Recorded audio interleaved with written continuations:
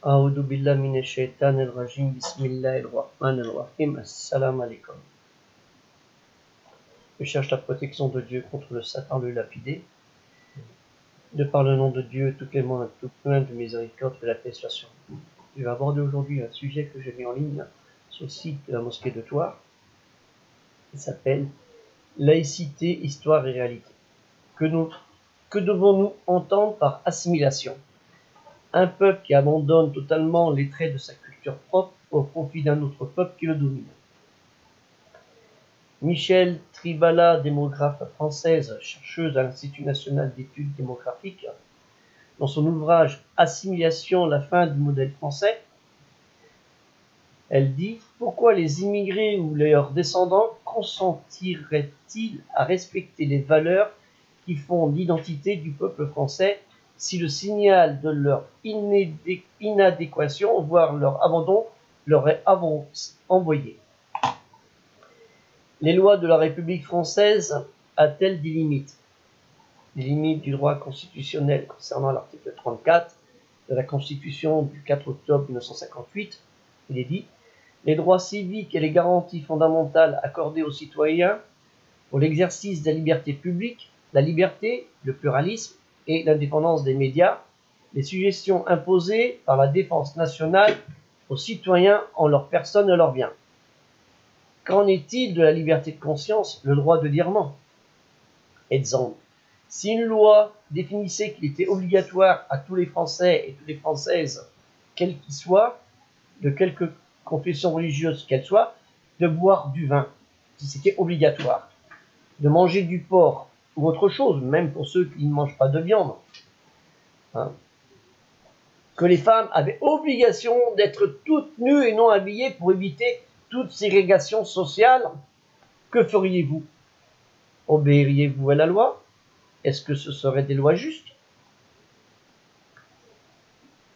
J'aborde sur le site de la mosquée de Thouars le sujet suivant.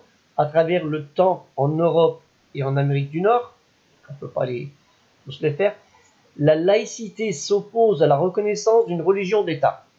Toutefois, le principe de séparation entre l'État et les religions peut trouver des applications différentes selon les pays. De la laïcité proprement dite à la simple sécularisation, exemple, en France, il y a des exceptions, à Mayotte, Wallis et Futuna.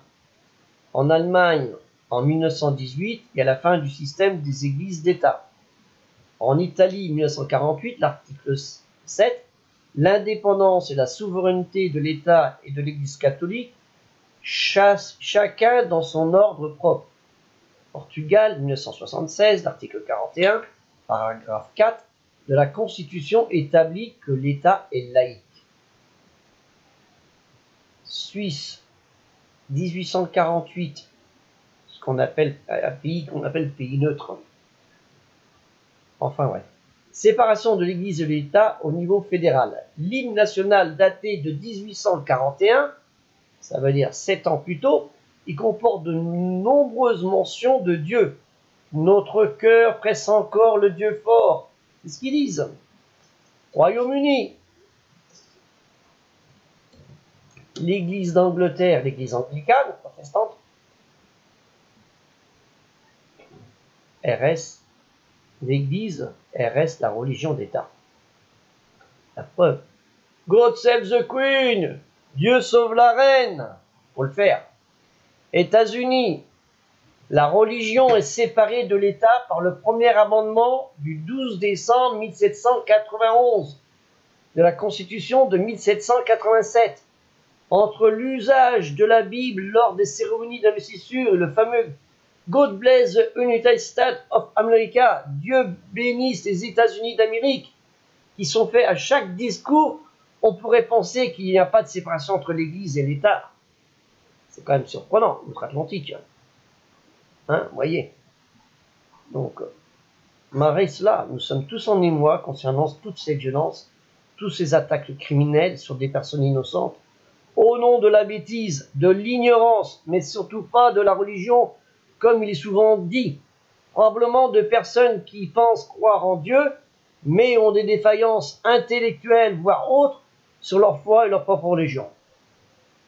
J'aborde tous ces sujets sur le site d'Amos Victoire, dont je vous joins le lien. Sur ce, je vous souhaite une bonne journée.